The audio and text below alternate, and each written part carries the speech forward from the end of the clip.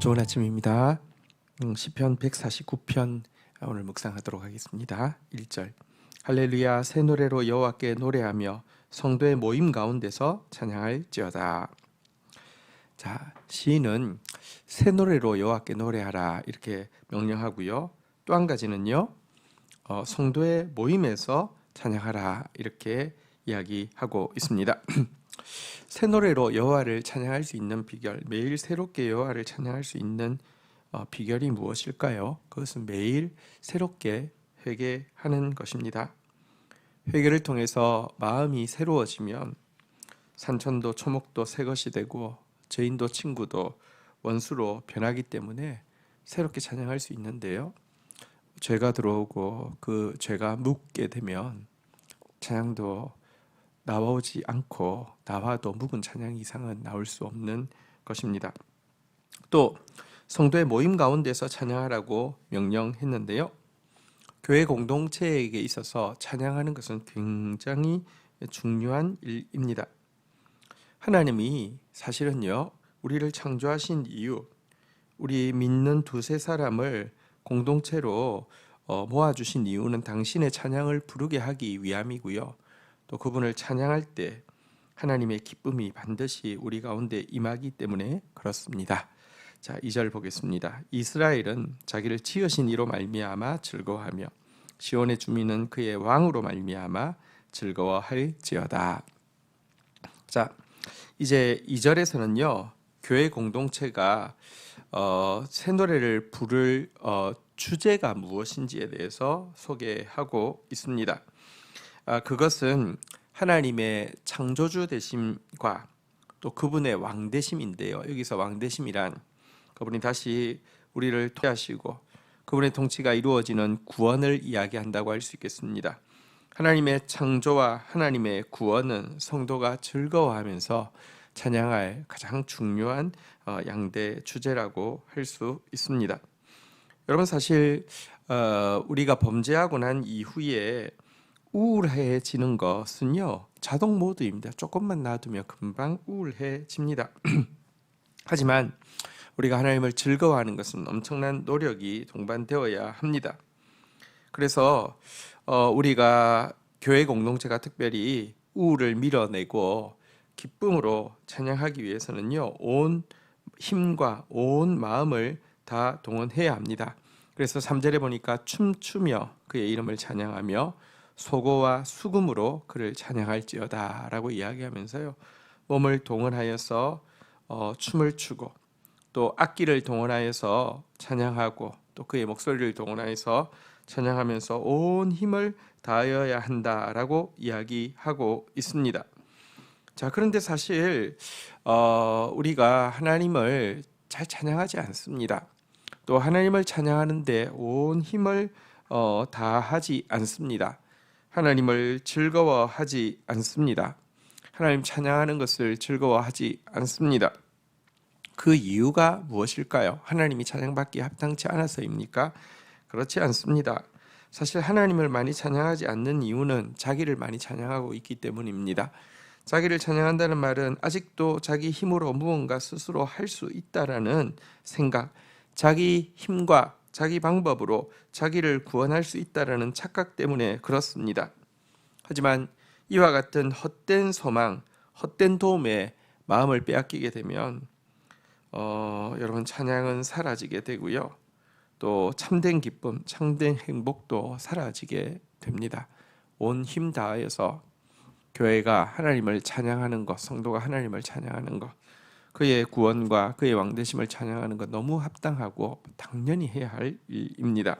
4절 여호와께서는 자기 백성을 기뻐하시며 겸손한 자를 구원으로 아름답게 하심이로다. 5절 성도들은 영광 중에 즐거워하며 그들의 침상에서 기쁨으로 노래할지어다. 자, 하나님께서는요 자기 백성들을 기뻐하시는데 특별히 겸손한 자를 기뻐하시고요 그들을 구원하셔서 그들을 아름답게 하신다라고 이야기를 하고 있습니다. 사실 하나님을 즐거이 찬양하는 사람이야말로 겸손한 자이며 겸손한 자에게는 하나님이 더 큰 기쁨으로 하나님 찬양할 수 있도록 구원해 주신다는 말인 것입니다. 이렇게 구원을 받게 되면요, 영광 중에서 성도들은 즐거워하게 될 것이며 침상에서도 기쁨으로 노래하게 될 것이다. 또 영광 중에 그 즐거워해야 하며 침상에서도 노래해야 한다. 이렇게 이야기를 하고 있습니다. 개개인의 삶에서 수치가 떠나고 영광이 임한다는 뜻이고요. 죄가 떠나고 기쁨으로 노래하는 사람이 된다는 것입니다. 우리의 침상은 슬픔으로 가득 찰 수도 있고 죄로 가득 찰 수도 있지만 잠자리에 들 때까지 하나님으로 인한 기쁨으로 가득 차는 거 참 쉽지 않은 일입니다. 이와 같은 은혜가 겸손한 자에게 임하고, 이와 같은 은혜가, 겸손이라는 것 자체가 하나님을 정말 기쁘게 찬양할 수 있는 상태를 이 시에서는 이야기하고 있지 않습니까? 그래서 하나님 찬양하는 자에게 임한다, 이런 말씀이 되겠습니다. 6절입니다.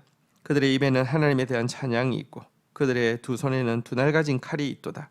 7절, 이것으로 문나라를 보수하며 민족들을 벌하며. 8절, 그들의 왕들은 사슬로 그들의 귀인들은 철고랑으로 결박하고. 9절, 기록된 판결대로 그들에게 시행할지로다. 이런 영광이 그의 모든 성도들에게 있도다. 할렐루야.